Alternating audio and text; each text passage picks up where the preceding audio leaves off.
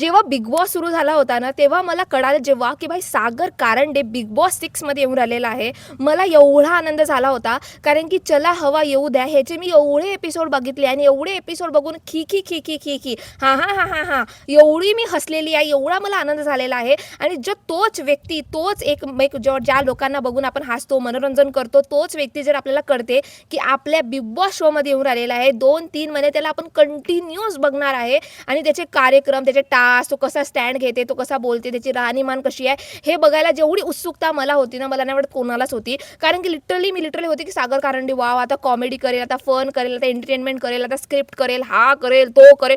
भाई पूर्ण मसाला, पूर्ण गावरान मसाला आणणार आहे.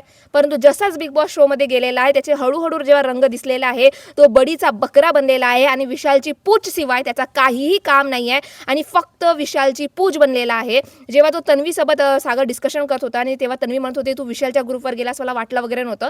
त्यावर तो म्हणते, अरे नाही रे, मी फक्त फेवर रिटर्न करत आहे. जेव्हा मला कॅप्टन बनायचं होतं तेव्हा ह्यांनी माझी मदत केली, आता मी फक्त फेवर रिटर्न करत आहे. तू फेवर रिटर्न करता करता तू त्या विशालची पूज बनलेला आहेस, तुला सुद्धा कळलेलं नाहीये. आणि तुझे मतं म्हणा, तुझ्या कॅरेक्टर म्हणा, तुझी पर्सनॅलिटी म्हणा, तुला समजत नाहीये की तू इंडिव्हिज्युअल राहिलास तरी ह्या गेममध्ये तडाखा करू शकतस, ह्या गेमला फाडू शकतस आणि विजेता सुद्धा होऊ शकत. एवढी पात्रता सागर कारंडेमध्ये आहे, परंतु तो फक्त विशालची पूज बनवून मिरवत आहे आणि त्याला त्याच्यामध्येच आनंद आहे, की मी विशालची पूज कशी बनणार, मी ह्याच्या मागे मागे कशी करणार, तेवढाच त्याचा आनंद आहे. आणि मला समजत नाहीये बिग बॉसचे मेकर्स ह्याला का बरं संचालक करतात. मतलब आजच्या टास्कमध्ये बी संचालक, मागच्या टास्कमध्ये दीपाली आणि सागर कारंडे संचालक, त्याच्या मागच्या टास्कमध्ये बी तोच संचालक, त्याच्या मागच्या टास्कमध्ये तोच संचालक. ह्या मेकरचा फक्त एवढंच आहे का, तसाही सागर कारंडे शोमध्ये दिसत नाहीये. त्याला आपल्याला असं बघायला लागते, असं मतलब घेऊन, अरे कुठं गेला सागर कारंडे, अरे त्या दिव्याच्या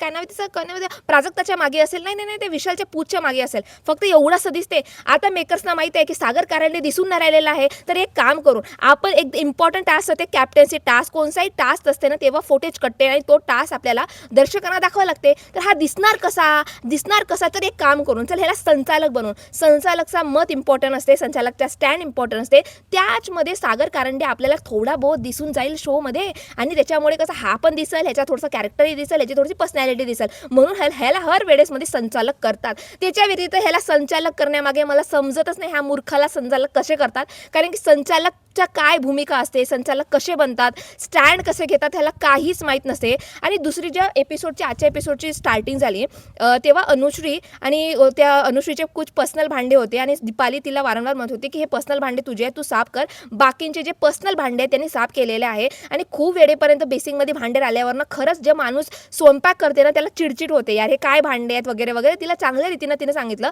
की तू हे भांडे स्वच्छ कर, या करशील तेव्हा सांग मला असं वगैरे. त्यावर भाई हा विशाल, अनुश्री आणि सागर कारंडे बसलेले होते. हे अनुश्री एवढी उद्धट आहे, जे क्लासमधला विद्यार्थी नसे, ज्याला काही येत नाही, काही नाही, परंतु अति शहाणपणा करते, मास रीतीने बोलते, हड मी नाही करत, काय करायचं कर हडवाली. त्यांना असं वाटत नाही 2 चपाटे जे बाबडीची सोल घेऊन मस्त काढायचं, तसंच लिटरली वाटत होतं. दीपाली चांगल्या रीतीने तिला म्हणत होती, मोठी बहीण किंवा आई किंवा आजीसारखी म्हणत होती की आपले पर्सनल भांडे धू, पण त्याच्यावर हिचा एवढा, माझ्या अनुश्रीचा तुला काय करायचं आहे, आखरी सीझनपर्यंत ठेवणार मी भांडे, मी करणार नाही.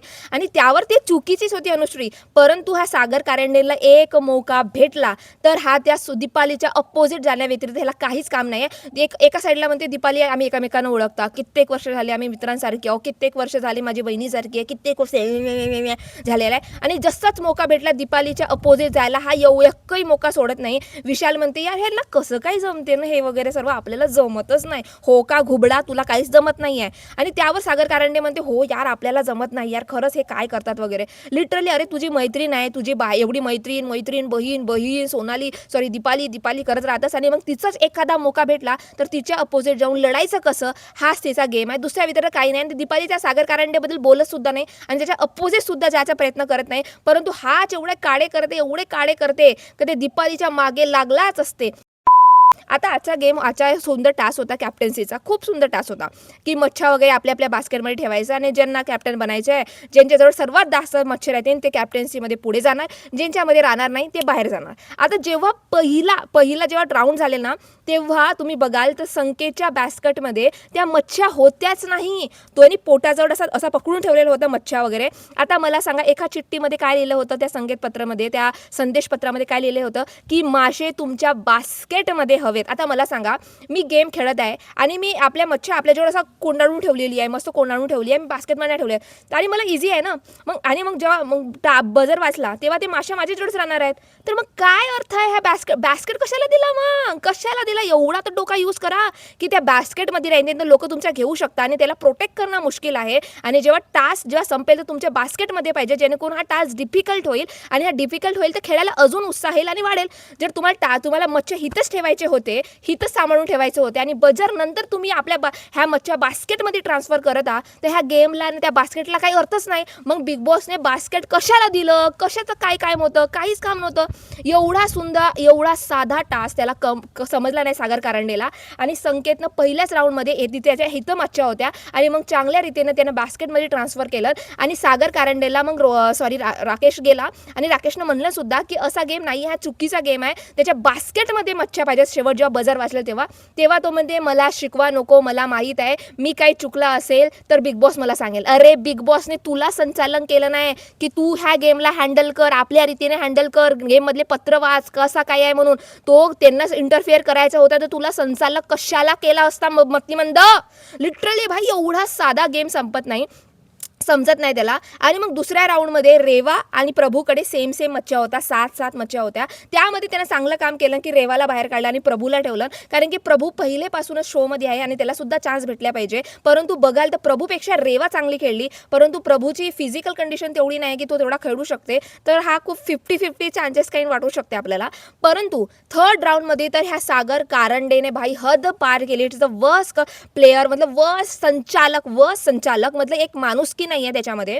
जेव्हा तन्वी होती, प्रभू होता आणि संकेत होता, हे तिघ जण होते. आणि आपल्याला माहिती आहे की संकेत किती स्ट्रॉंग आहे आणि प्रभू आपला आहे थोडा वीक आहे, तो फिजिकलीच वीक आहे, त्याचा मेडिकल कंडिशन आहे त्यामुळे तो वीक आहे. बाकी त्याचा चांगला गेम खेळतो, तो आपल्या पद्धतीने जेवढं त्याला जमेल तेवढ्या रीतीने आपल्या शरीराला जपून तो चांगलाच गेम खेळतो. आणि तिकडे तन्वी होती आणि संकेतनं डायरेक्ट तन्वीला अटॅक केलं आणि तन्वीने ज्या प्रकारे बॅस्केट घातलं होतं, त्या बास्केट जे होती ना त्याच्यासोबत तन्वीला लॉंगपर्यंत ओढून गेला, मतलब असा ओढत गेला, डायरेक्ट सोडलं सुद्धा नाही, डायरेक्ट ओढत गेला. आणि मग त्या मग तन्वीने ज्या मच्छ्या आहेत त्या मच्छ्या आपल्या इथं ठेवलं होतं आणि जवळ म्हणजे काढून इथं ठेवलं होतं. आणि ज्या प्रकारे तिचा जो पूर्ण मान आहे, इथपर्यंत मान आहे, ते बॅस्केटच्या अंदरच गेली होती, मतलब बिलकुल अंदर गेली होती. आणि त्यावर सागर कारंडे आला आणि तो म्हणते की अरे थांबा, थोडं हळू रीतीने घ्या. त्यावर तो तन्वीला विचारते तुला बरं नाही आहे का? तन्वी म्हणते की नाही, मला त्रास होत आहे. त्यावर तो सागर कारंडे वारंवार म्हणते अरे थांबा रे, अबे थांबा रे. तरीही संकेत मूर्खासारखा तिला अजून जोराने तिच्या मच्छा, म्हणजे त्याला वाटलं की हे बास्केटच्या अंदर तिची मान गेलेली आहे, तर हा एक वीक मुवमेंट आहे आणि ते आपल्या मच्छा सोडेल आणि मला मच्छा भेटतील. तर ह्याच वीक मुवमेंट मी त्याच्या जोरात खेचते जेणेकरून मला मच्छा भेटतील. परंतु तो जोरात खेचायचा अजून प्रयत्न करत होता.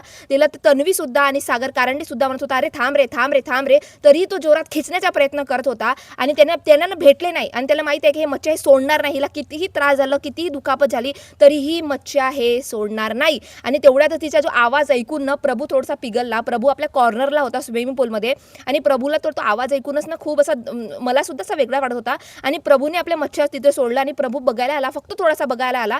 तेव्हा संकेतला समजलं की प्रभूने आपल्या मच्छा सोडलेल्या आहेत, तर आता मी हिला पकडून काही फायदा नाही, कारण की हे चिल्लावत आहे आणि हे सोडणारच नाही. तर तो तिला चांगला मौका भेटला, म्हणून त्याला ह्याची काळजी नव्हती की तन्वीला दुखापत होत आहे, सागर कारंडे थांब म्हणत आहे, त्याची काळजी नव्हती. त्याला फक्त तिकडे प्रभूनच मच्छा सोडलं म्हणून तिकडे धावायला गेला. आणि त्याच्यामध्येच त्याची माणुसकी दिसून येते की त्याला गेमची आणि फक्त कॅप्टन्सीसाठी किती भुकेला आहे. दुसरा माणूस राहिलेला असता तर थोडा पॉज घेतला नसतं की ठीक आहे तू आपली बेटर पोझिशन घे, बेटर आहे, मग मी ओढाचाडी करते. परंतु हे न करता फक्त कॅप्टन कसा होईल.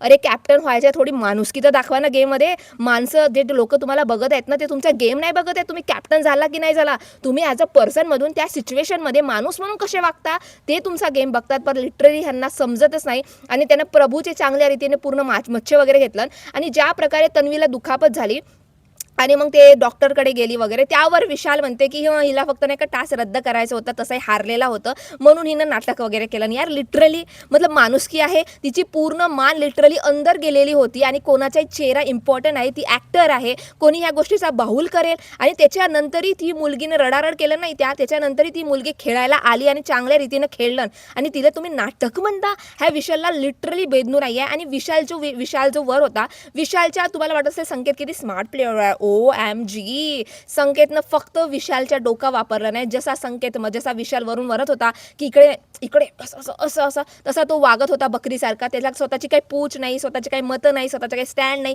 स्वतःची पर्सनॅलिटी नाही, स्वतःचे मतं नाही, काहीच नाही. जसा विशाल म्हणते तशाच रीतीने हे लोक खेळतात, अजून काहीच नाही. आणि मग जेव्हा तन्वी बाहेर आली आणि तन्वीचा दुखापत थोडासा बहुत ठीक झाला आणि मग पुन्हा त्या गेम सुरू झाला, तर पूर्ण जे मच्छा वगैरे आहेत, प्रभूचे वगैरे मच्छा, ते संकेतनं ग्रॅप करून ठेवलं. तरीही तन्वीने आणि प्रभूने प्रयत्न केला, खूप प्रयत्न केला, तरीही सुटले नाही. आणि अशा रीतीने, ह्या मूर्ख रीतीने संकेत नावाचा मुलगा कॅप्टन बनला बायस्ड रीतीने. आता मी तुम्हाला सांगते बायस्ड कसा.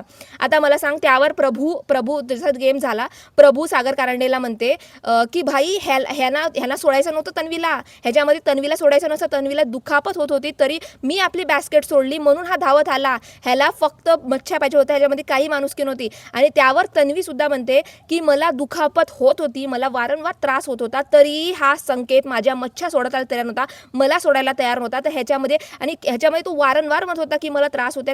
त्यावर सागर कारंडे म्हणते नाही, जेव्हा मी त्याला एका शब्दात म्हटले की सोड म्हणून, त्यानं सोडलं. वा वा वा वा, तू त्याला 15-20 वेळा शब्द म्हणलास आणि त्यानं अजून जोर लावलं आणि त्याला कळाला की तन्वी सोडणार नाही. आणि प्रभूने आपल्या मच्छा सोडलेल्या आहेत, फक्त आपल्या मच्छा पकडण्यासाठी तो धावला. त्याला काही फरक पडत नव्हता की सागर कारंडे काय म्हणते, त्याला काही फरक पडत नव्हता की तन्वीला दुखापत होत आहे. आणि सागर कारंडे स्वतः म्हणत आहे की मी त्याला एक शब्द म्हणलो आणि तो निघाला. ह्याच्यामध्ये पूर्ण बायस्ड गेम दिसते. सागर कारंडेला स्वतः माहिती आहे की मी याला वारंवार सोड म्हणत होतो, तरी हा सोडत नव्हता, तरीही त्याच्या बाजूने त्यानं गेम खेळला आणि त्याच्या बाजूने गेम दाखवला. आणि लिटरली हा सागर कारंडे इज अ वर्स्ट संचालक. लिटरली ह्याला संचालक असते ना, बायस संचालक. तर चांगला खेळायचा तर प्रामाणिकपणे खेळा ना, प्रामाणिकपणे टास्क खेळा, परंतु वर्स्ट आणि मतलब ना संचालक नावाचा धब्बा आहे, त्याच्या जागी दुसरा संचालक केला असता तर बेटर आहे. तुम्हाला ह्या पूर्ण गेमबद्दल आणि तुम्हाला माझ्यासारखंच वाटते का हा फक्त बायस्डमुळे संकेत गेम खेळला, मतलब संकेत कॅप्टन बनलेला आहे आणि विशालच्या डोक्यामुळे तो कॅप्टन बनलेला आहे. सागर आणि विशालमुळेच फक्त हा संकेत जो कॅप्टन बनलेला आहे, पूर्ण बायस्डपणा केलेला आहे आणि तन्वी आणि प्रभूसोबत खूप वाईट झालेला आहे. तुम्हाला सुद्धा असेच वाटते का? प्लीज मला नक्की कॉमेंट सेक्शनमध्ये सांगा. आणि तुम्हाला माझा व्हिडिओ आवडला असेल तर please subscribe to my channel. Thank you so much.